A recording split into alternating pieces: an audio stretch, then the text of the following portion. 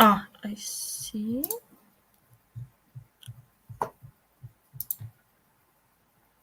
Yes, everything is working finally.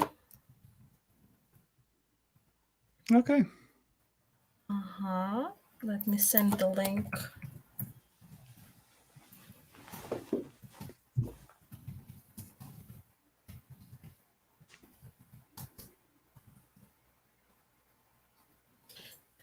And let me double check through the Instagram and then we can start.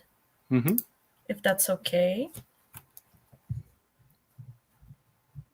We are live. We are ready to transmission. To start this transmission. I can see we have 3 viewers so far. That's which is very nice. Thank you for joining, guys. Sorry for the inconvenience. We are starting in English. Yes. For the audience that could possibly understand better in this language than in Russian, but hopefully we will switch into the Russian also. Would we be switching to Polish? Because I don't speak a word of Polish. Well, if you as you wish, but we can switch into the Russian and between Russian and English as yeah, that would be perfect. Okay, I posted it on Instagram as well. So, do our viewers have any questions, maybe? Well, I think that we should introduce ourselves and then start. Okay, my name is Maryam. I'm a local Russian citizen from Moscow. I'm currently in Moscow. I've lived in Moscow most of my life. I'm mixed race, and I'm a woman of color, as you can see. So I've decided several months ago to start a podcast about people like me, women like me, women of color that live in Russia and experience all sorts of stuff. Maryam jest kolorową Rosjanką, tak mówi o sobie. Yes, kolorowa Rosjanka, która little drink. Tak, i tak chłodzi się swoim napojem. How long you have been living in Russia? Since your birth, yes? Yes, I was born here, and my father was here for the university. We have an international university called RUDN. It's named after Patrice Lumumba. It's a permanent political leader. And so we have this big university with international students. And my dad went to Russia for studies. He studied something with oil production, something like that. So they met with my mom. Several months later, I came to be. So then he left because he finished the university. And the reason I'm mentioning this university specifically, because it's such a big establishment. РУДН, Rosyjski Uniwersytet Drużby Narodów. Yes, precisely. To jest Uniwersytet Przyjaźni Narodów, tak byśmy po polsku mogli go przetłumaczyć, tę nazwę. Yes, and it's known for hosting a lot of international students, I think. I have Russian friends that go there, but it's like 80 to 90% international students, meaning Black people, meaning like Middle Eastern people. So in Moscow, there's I think, bigger percent of mixed race people because of this university alone, because so many people go to this university specifically. I'm not saying that it's the only one, but it's like a community surrounding this university. And like, I think it's a big phenomenon because like children of RUDN, it's most likely mixed race children like myself. And what races are there present? As you say. Yes, there is a lot of like Middle Eastern men, specifically Arab. I know just a couple of like Middle Eastern women that go there. I have a friend from Nepal that even goes there, like a girl from Nepal. I feel like mostly like black people. There is a lot of like people from African countries that attend this university, Mhm. uh, in part because of diplomatic relationships with Russia. It's much easier for them to study in Russia, get a degree than in European country, for example, and the diploma still holds up. Yeah, so it also involves a lot of diplomatic and like political relations with other countries. Mhm. And what is affecting life of children of Eruden, as you said before? Because Yes. you were born like some time ago, as I believe Yes, it's yeah, almost exactly 30 years ago. almost exactly And 30 years ago, which means that yes, you were born just in time with yes, indeed. upcoming of new regime, Putin's Yes, regime. How was it like being a child in early 20s, early, not 20s, but early 2000 years in very, very London? hard. Hmm. Very hard. Hmm. Uh, I don't know, because like I feel like because of my upbringing, I have a lot of perspective. Hmm. And when I was like 10, 11, 12 years old, we lived in Jordan for a little bit in the Middle East. So there was always a disconnect between me and my classmates or like people surrounding me, because I grew up in the suburbs in Moscow. Hmm. So it's pretty chill, like people don't really live extravagant lifestyle and live abroad for several months and stuff like that. People were struggling to put food on the table, and I was struggling with it too. Like my family, for example, we were very poor, Hmm. but and we still are, Hmm. technically. But we always had this perspective that something else is out there. Like there's always some other culture. Even though we're poor, we could go to Ruden and local cafe and stuff like that Hmm. and try or Hmm. engage in different cultures. Hmm.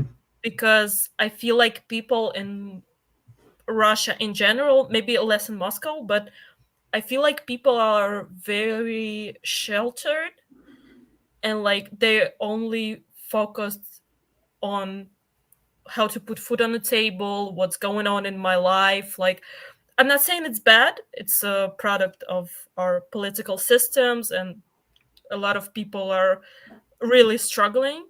But I feel like it gave me perspective, it gave me something to look up to. I know there is a world out there. Hmm. I was talking to one girl from one region of Russia, Chuvasha, and we were talking about how like she's from a small town in not central region of Russia, and she always felt like there is a world somewhere else. Like people are going on a trips to Europe or like going to universities like abroad and stuff like that. There's like this world, and there's her world in her small town, and like she felt like she was disconnected from the world itself, if Hmm. that makes Hmm. sense. I hope I'm Hmm. making sense. Tell me if I'm Of not. course, of course. What's the mood in Moscow right now? Because we are connecting from Moscow, and how is it like right now? Nothing to talk um about. Hmm. yeah, so I'm pretty privileged because most of my friends and most of like people that I associate with do not support what is Hmm. happening currently, and some of them left because they were in danger of persecution and Hmm. things like that. Hmm. So I feel lucky, but like in general, the mood is not great. Even even people that are like currently in Moscow, there is always this thought, "Oh, I'm going to leave soon. I'm going Hmm. to leave eventually," because with the way things are playing out right now, there's more and more and more restrictions. Hmm. There's no hope that anything is going to be better. anytime soon.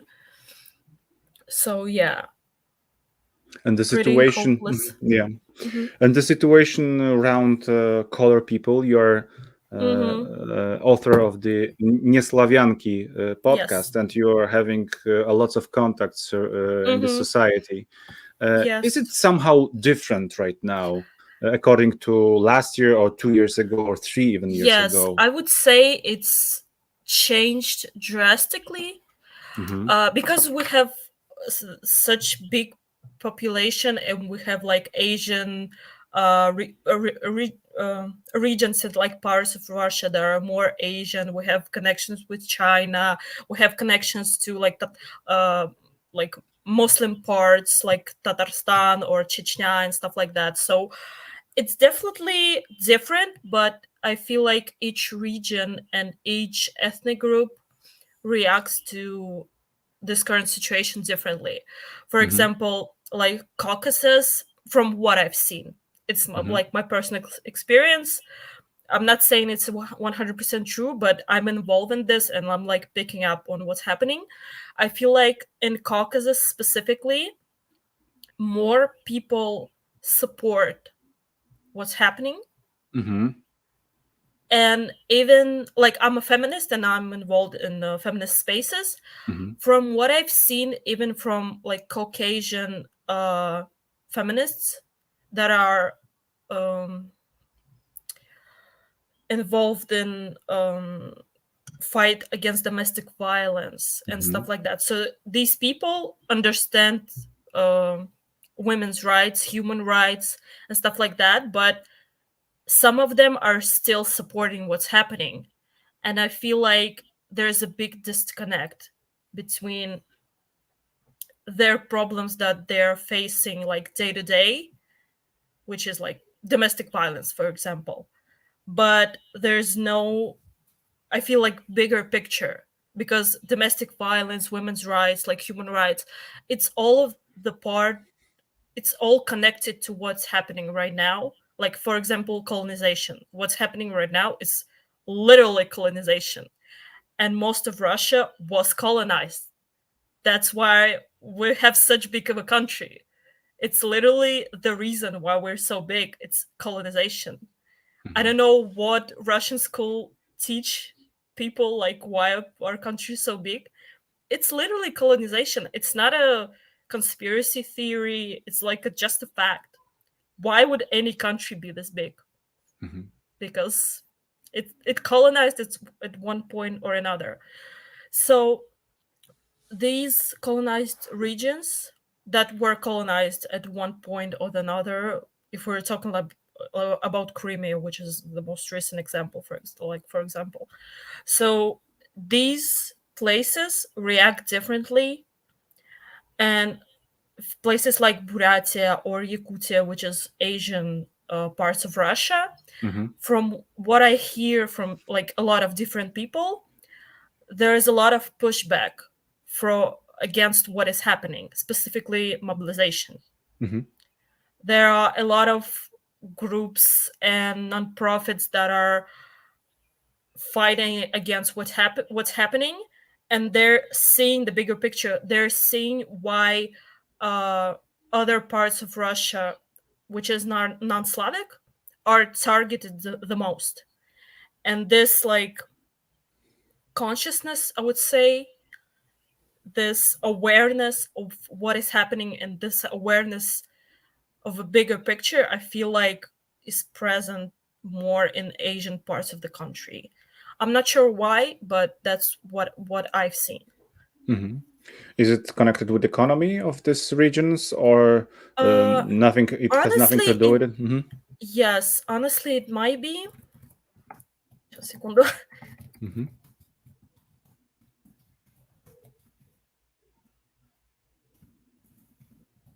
We are having right now double streaming in each possible platform.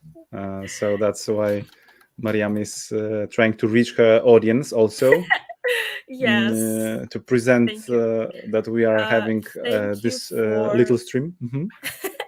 thank you. um I feel like from what I've seen, specifically like Yakutia, which is famous for diamond production, and you would think that it's the most luscious, most like richest region of Russia, but it's far from that. I think it's the one of the most like one of the poorest regions. So I feel like people are asking questions. Why don't we have like clean roads? Why don't we have good schools? Why don't we have all of that? Even though we're literally like producing gold and diamonds. So what's the answer for them? The answer is, how do they explain themselves that situation? We've been colonized. Okay. And that I feel like it triggers the self-reflection.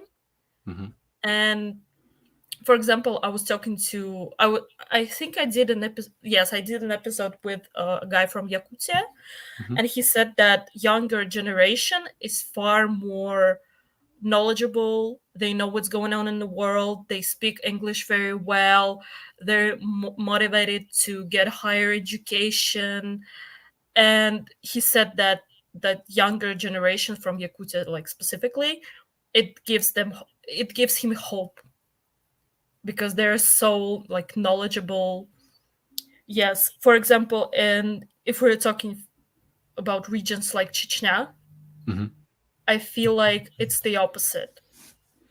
I don't know much about like natural resources in Chechnya or Caucasus, but I feel like the government puts a lot of, let's say, effort into this region, and specifically in like police and forces.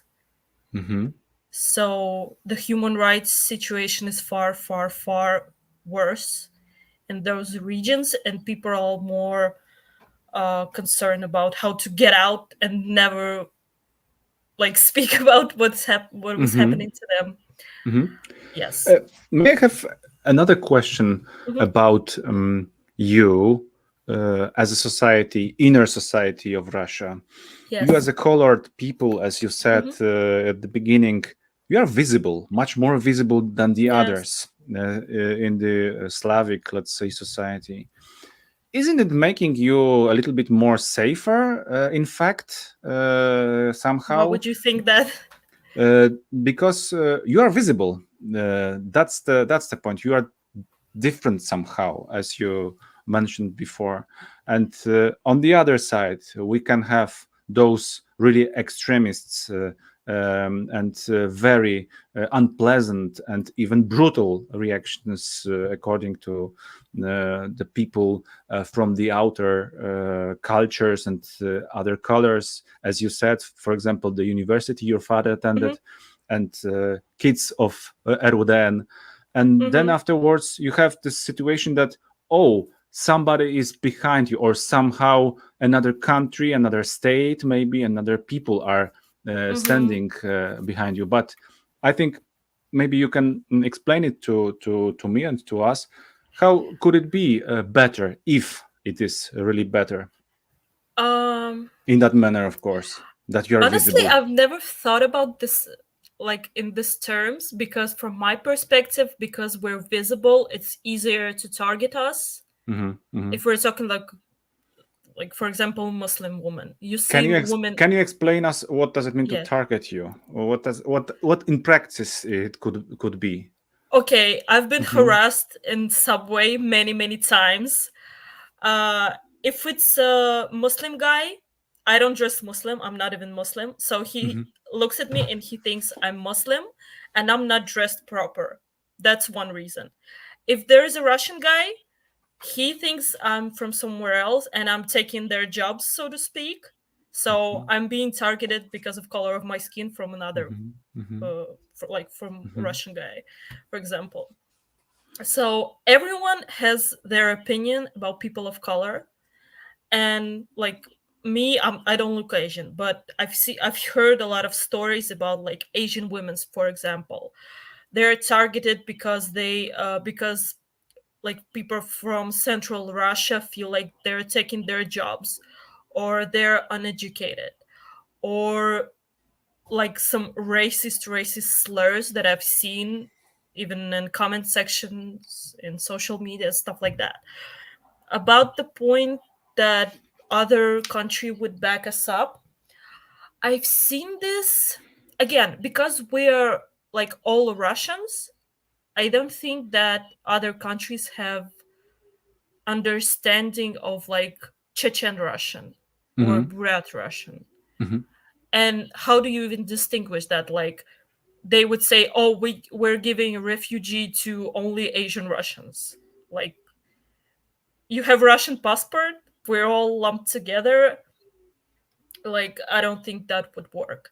Maybe it's in some cases the regions closer to Mongolia, for example. I've heard that Mongolia offers a refugee for like Asian people, but you can't make a law to give passes, for example, to like Asian Russians. Am I wrong? Do Mm-hmm. you understand what I'm saying? Yes, I think I Mm-hmm. get it. Mm-hmm. Well, this is the question of being safe in a country that is looking for its own safety through the war. In fact, which Yeah. is not the way that could be understood properly right Mm-hmm. now. I feel like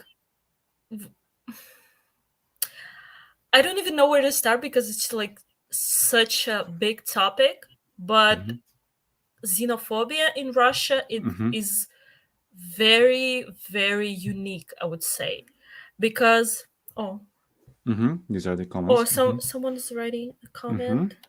Let me see Yes, the you are comment. allowed to and welcome to Yes, write the I comments. think it If you is can write it similar. in English, you can also write it in Russian if you wish, or Yeah, you can write it in Polish. Or if you are watching from Poland, and I think it we is can similar translate. to Hmm. how the black skinned people were perceived treated in Soviet Union. Yeah, like official of propaganda often pointed out mistreatment. Yes, so this is definitely true about black people being perceived like black people perceiving USSR as better than Hmm. US. There is a follow up, Yeah. but in Soviet society, blacks could be mistreated too. Mm-hmm. It just wasn't official Yes, policy. Hmm. yes, yes. Again, because there's no distinguishing this no distinction between like Russians from other like different parts of Russia. It's not in the law. Like if you Hmm. we take in US for example, like there are laws, segregation laws, and there are still laws targeted to black people for example, right? Hmm. But in Russia, I don't think it's like ever possible because Russian is Russian. Technically, like official position of the state is that we're all Russian, we all have Russian passport, and like there's no Hmm. distinguishment between regions. We don't even have any documents that distinguish from region to region. The only thing we have is the date, like the place of birth in our passport, and that's literally it. But when we're talking about like microaggressions, when we're talking about like soft xenophobia, Hmm. subtle, Hmm. it's not in the law. Like officially we're all equal, we all have the same passport, we all have the same taxes that we pay, there's no distinguishment between like Tatarstan and like Moscow and Novosibirsk and stuff like that. But if we're looking on how people are treated day to day, it's obvious, but you Hmm. can't catch that, you can't like ban it because it's so ingrained, I feel Hmm. like. Hmm. This is the way it looks like right now. And your guests that you are hosting in your podcast, НеСлавянки, how did you came up with this idea? Can you explain us? Can you remind To it me the moment it's that you thought that it would be interesting for somebody? yes, so it's kind of like a second nature to me because i I've experienced it all my life, and I identify as being mixed race. Hmm. And some people from even Russia would be like, what the fuck is mixed race? Like, what is it distinguish between like other races in Russia. Like some people even in Russia who are Slavic, they don't understand it. But for me, it's like an ingrained in my identity. And I know for some people they just like live as a Russian citizen and don't really like reflect on their background. But I think because I was bullied so much, and I think because other people had so many different opinions about my background. Someone would say, "Oh, you're from Jordan, that's so cool." Someone would say, "Oh my god, those Arab terrorists, they're the worst," and stuff like that.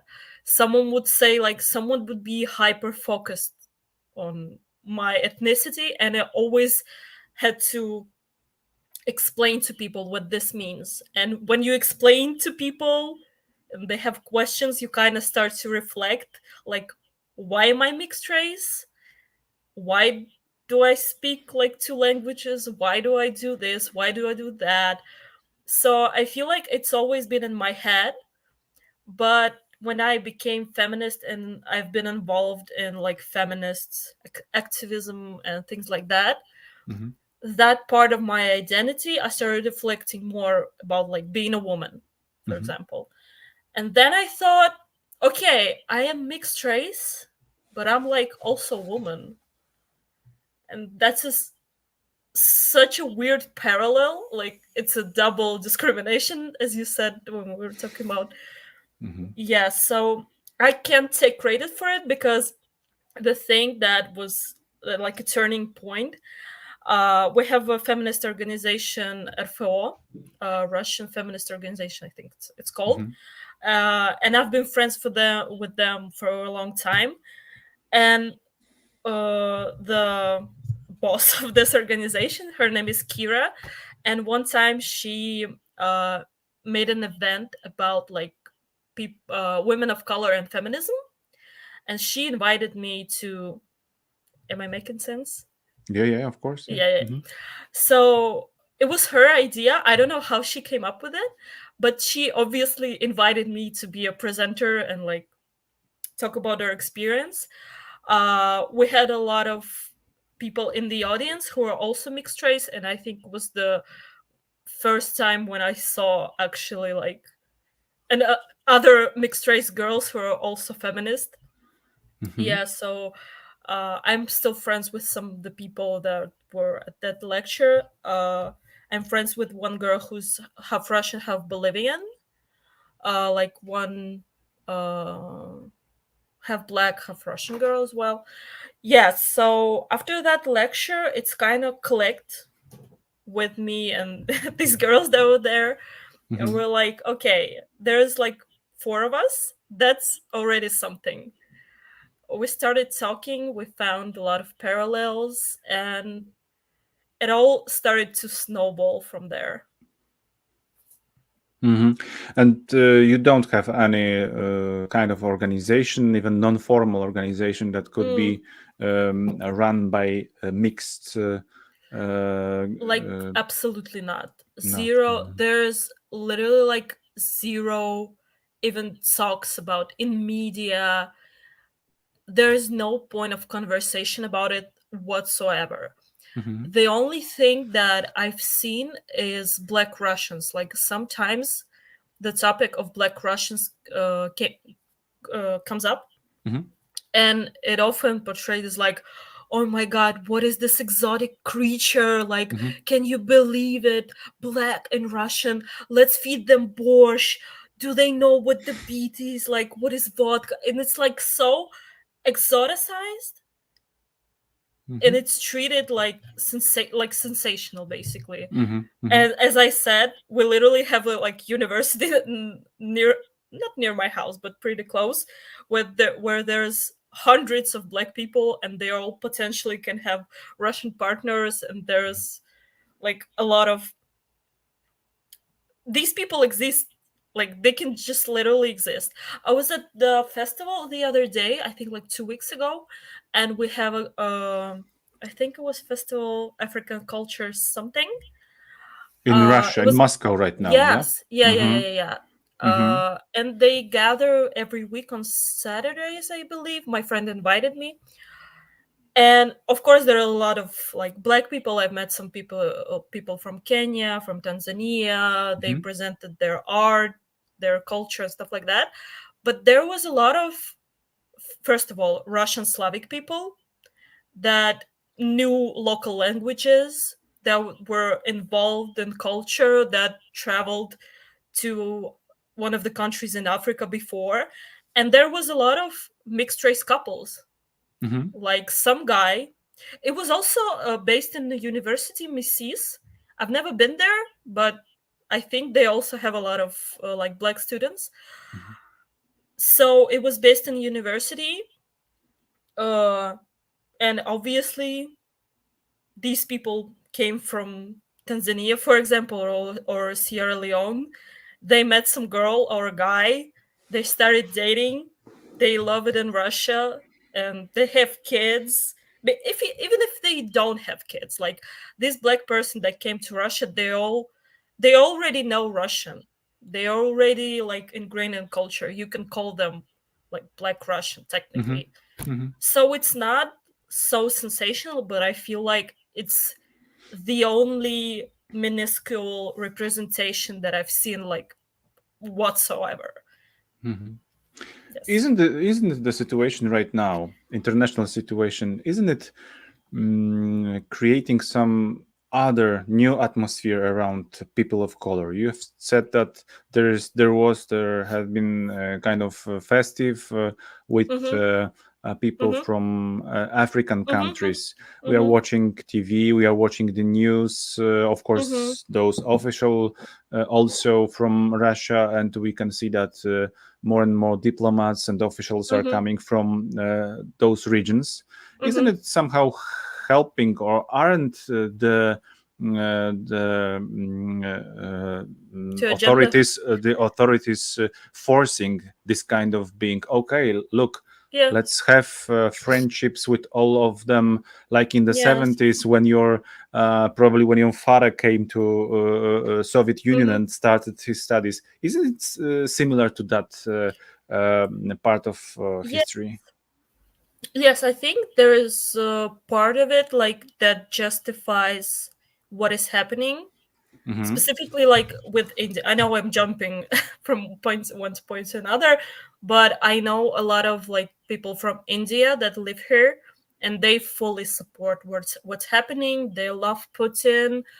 They love like everything. Some people from Africa as well, like they came to Russia, they're like, oh, it's the best, like I love the culture, everyone treating me nicely. Like I'm talking specifically about Moscow, because Moscow is not all Russia at all. Of course. Yes, so I think it's definitely justifies, and people that are from other regions, they can see like Indian guys speaking on TV like we love Putin, like blah blah blah blah. They're like, oh, foreigners support us. We have international support. Half of the world is supporting regime of Vladimir Well, Putin. yeah. I would hope not half of the world, but that part of the world that is really yeah. colorful also in some perspective, yeah. Yes, it has a lot to do with politics, and it also, I feel like, strokes the ego of Russians that are not aware that that the people that support the regime, it's not all like those people are not representing the whole world basically. Yes, so there's another thing like if person of color are in Russia or like in Moscow, for example, and they're thrilled to be here, they always say like, oh, I love Russia, blah blah blah. Russian people would treat them better. There is also this part, because if I'm, for example, I get a lot of hate because I look the way I look and I critique Russian society.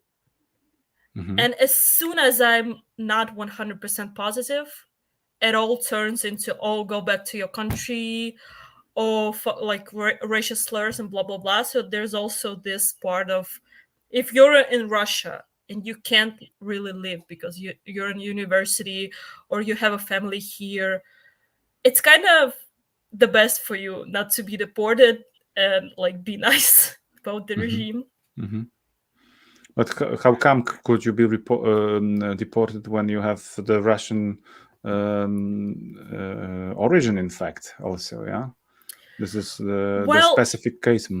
Have you heard about this guy? I think it was like 2 years ago. Oh, okay. I'm definitely gonna read this comment. I'm just gonna finish my thought. Have you read about this guy? I think it was like 2 years ago, a year ago.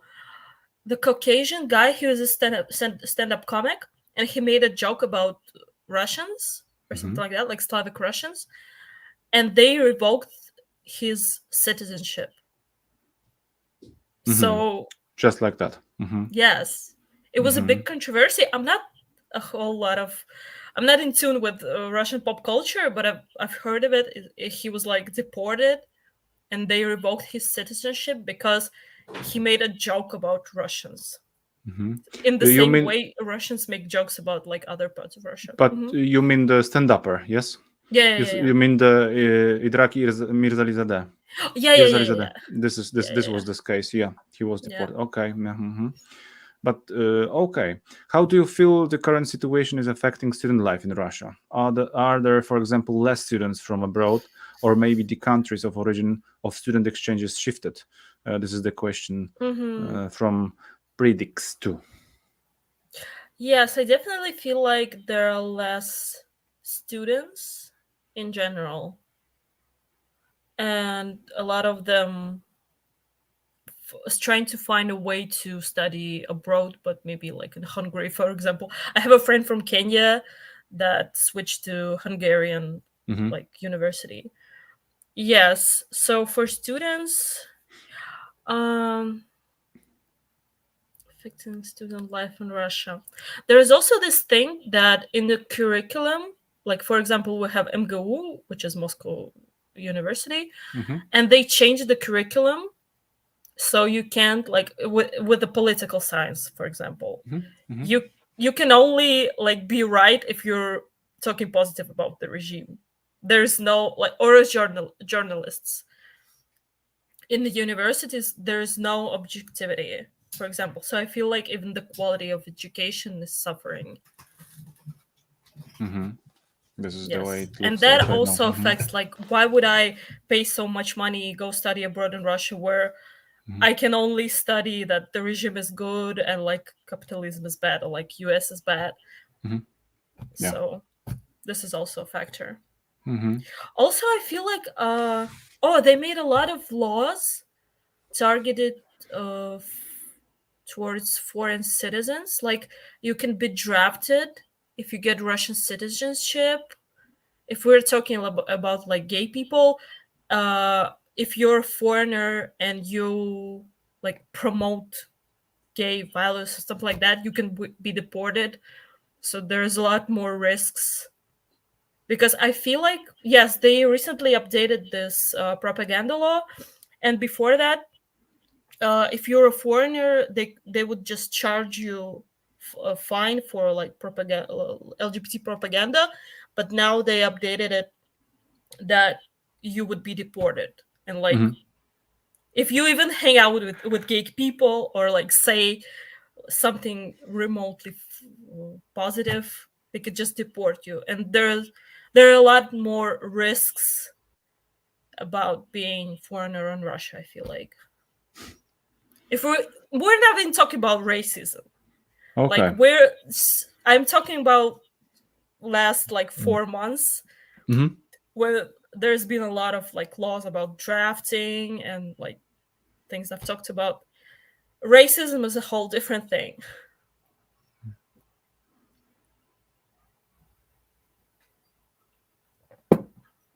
Do I have any more questions?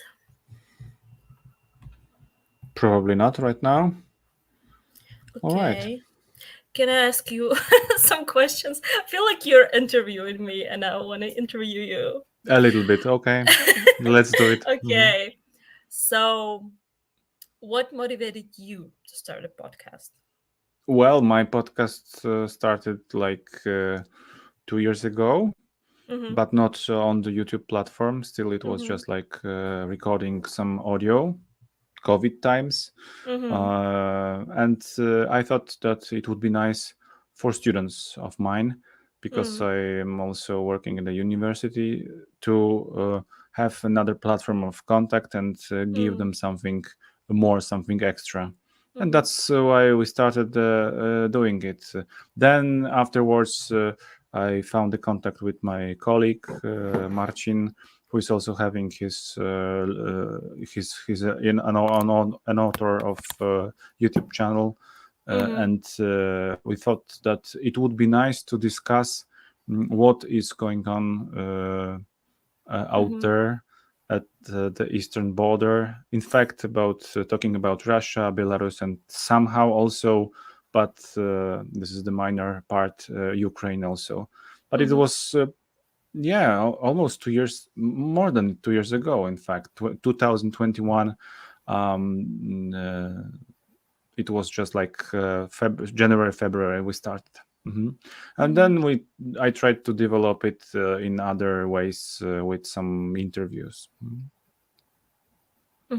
What do you teach in Well, I'm a Russian philologist, and that's my main occupation. In fact, that's what. I thought I thought you said pain, not the main No. occupation. I was like, Main. yeah, that's a pain. Yes, and yes, that's the work I'm doing, trying to bring closer Russia to young people in Poland. How does it go? Well, I love it. It is a great job, and it's in fact really interesting because of the situation we have all the time, something new.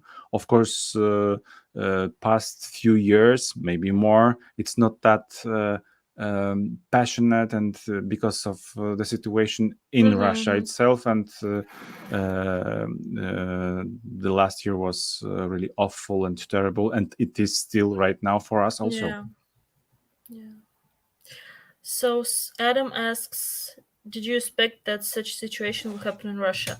Honestly, I was so shocked, but it might be just me being in Moscow, because Moscow is very privileged, even though I'm talking about like having racist encounters and stuff.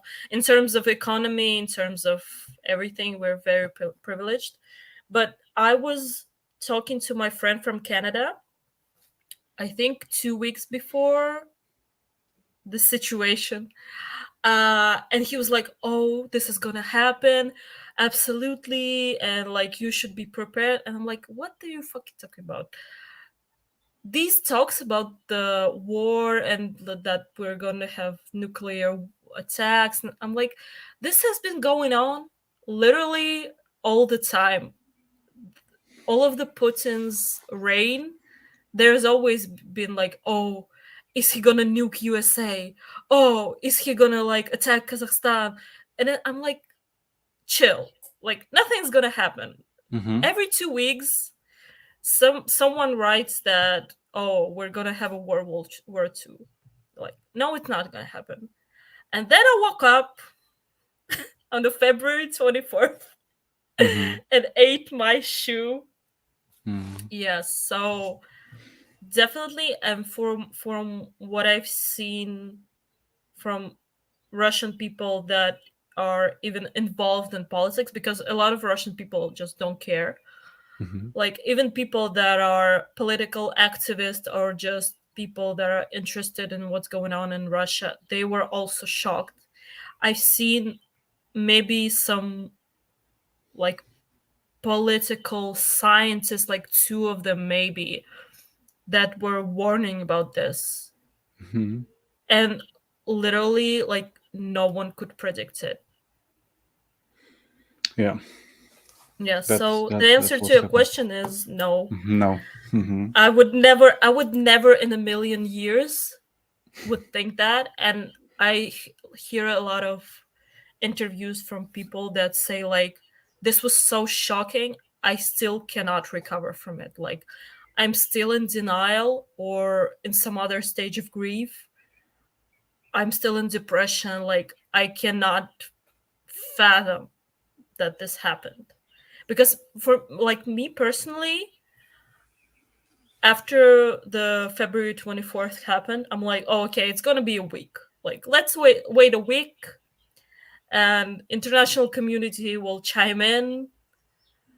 We're gonna save the day. Like, everything's gonna be fine. And my birthday is in April, and I was selfishly like, oh, by the time my birthday rolls around, like, I have plans. Like, everything is gonna be fine, and I was still in denial.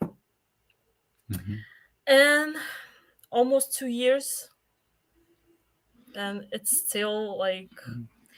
And also in Moscow, I've read this article as well. If you go around Moscow and some other parts of like central Russia, you can see the billboards with Wagner and like drafting stuff. But if you don't pay attention to it, it's like nothing is happening. Okay. Literally, like the most I see about the situation. Sorry, I cannot say the word.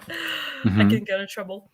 The most I see that the things have changed. Next to the subway station, they recruiting contractors to fight over there, and there are a lot more patriotic billboards on the street, even in the subway. At the bus stations, like when we had Victory Day, there was a lot of posters about like fighting Nazis from what it was like 1941 to 2023. So they were like, oh, we've been fighting Nazis like since the 40s. I'm like, okay, let's chill out. Like, so yeah, if you don't pay attention, if you just like walking around the center, it's very easy to forget that this is happening. Oh, McDonald's is not there, but there's a like similar thing in the same building. They sell the same stuff. Like, the same it's not a big place. deal. You remember it before. Yeah. So there's this. Is it affecting somehow your economy, but in a daily life? I'm not talking about big businesses and stuff, but just ordinary people going to the grocery and having those feelings. Wow, it wasn't like that before. Yeah, there are definitely prices going up, but the thing is, the prices had been going up before, so people are kind of used to. Again, is this apathy? Like, oh, it's been bad before. It's been like this, or prices are always going up. It's not like it was like everything perfect. We had, I don't know, a bunch of money. Every Russian person had a bunch of money, and we have had everything cheap, and all of a sudden, like, everything's changed. There was always this notion that, oh, we're struggling, but we'll get through this. And this has been going on for like 20 years now. Yes. So, yes. But again, it's easy to. I bet that almost everyone in Moscow can speak. Oh, you're so wrong. You're so wrong. Like in Moscow, even in Moscow, a lot of people don't speak English. Okay, I'm gonna answer. This was the question. I bet that almost everyone in Moscow can speak English. And the other one was scary how little war affects the populace from what you say. But on the other hand, maybe it means that the Kremlin is afraid of the people and does not want to rock the boat. On one hand, it's kind of scary a little bit. Yes, and I feel like it's definitely part of the strategy, because I've rereading Hunger Games. That's why I have like this capital analogy. Like, we're living literally in a capital, and as long as Moscow and St. Petersburg is fine, it's like everything is fine. Mm-hmm. Never mind that like 80% of Russia, aside from central Russia, is struggling. As long as Moscow's fine, and even if Moscow is not fine, like before 2022, we had a lot of riots about Navalny, and like all of the center was filled with people that were protesting. And what has happened? Navalny is still in jail. We still have this laws, discriminative laws, and people that were at these riots, most of them had a burnout and left. Mm-hmm. Yeah. So yeah, and not even in Moscow. Like I'm talking about Moscow, but riots about freeing Navalny. When it was, I think 2021, like Mm-hmm. January. I think Mm-hmm. you can correct me. Riots were all over Russia. Like it was everywhere. Mm-hmm. But Navalny is still in jail. Things are still happening. Mm-hmm. But your point about uh, sedating, I would say Moscow, like everything is fine. It still stands, yes. Mm-hmm. Like Moscow has a lot of people with financial power, and yeah, But as that's you why said all of before, the taxes. Yes, Mhm. that's But as you why. said before, excuse Yeah, me. But yes, what you said before, Moscow is not Russia. yes, that's far uh, from it. that's that's the point. All right, Maryam, I think that we can wrap up a little bit because Okay, it's 51 minutes of our first, I okay, believe, meeting online. It yes. would be very nice to talk and to spread some thoughts about what is going Mm-hmm. on from both sides. And Mm-hmm. you are always invited, and I hope that we are also invited. Maybe we can Yeah, uh, I'm broaden eager the. to talk. Yeah, great. Yeah, we could broaden the panel. The panel. We can bring some more panelists and Mm-hmm. do something more. Mm-hmm. Oh, Um, I have a friend from Yakutia. By the mhm. way, if you're interested in my podcast, I just translated one of the episodes in English. I have an episode with English subtitles. I hope that helps. Which could be, yes, So, useful for the people that are not Russian yes. speakers. Yeah, yeah, yeah. Yeah. Mm-hmm. And the guy that I was doing episode on Yakutia, he speaks very good English. Mm-hmm. So we Mm-hmm. can do like a We three-way can do it. call, Mm-hmm. and Well, he knows a lot about like Yakutia as well.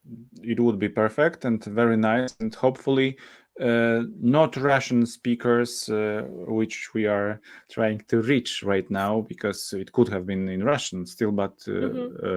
as we are talking in English, we believe that it could be more useful and more understandable for the people that mainly, not only in Poland, but in Europe and all over the world, are still pretty well known acquainted with English. Mm-hmm. So Mm-hmm. let's say subscribe to НеСlawянки, follow Yes. Maryam, follow Sprawę Wschodu also, and Yes, and if you have any questions, mhm, you can text me on look, you can DM me on Instagram, and I would gladly update exactly. you on the situation We in will Russia. be happy to have this contact. In fact, contact that is still possible through YouTube, through internet, but Yes, yes, as we know, because of the situation, it is not that easy as it used to be before. yes, Let's hope for better times. Anyway. yes, Maryam, thank you for your kindness for the meeting. Our viewers, excuse us for being late for this stream, but we had some yes, technical issues. But finally, we got online and streamed for you this little, I hope, first meeting with Sprawy Wschodu and НеСlawянki. Okay. yes. Thank you very I'll much. see you on in my DMs and on Instagram and on YouTube. And до новых встреч. До новых встреч всем. Да, спасибо. Пока. Thank you very much. Bye bye.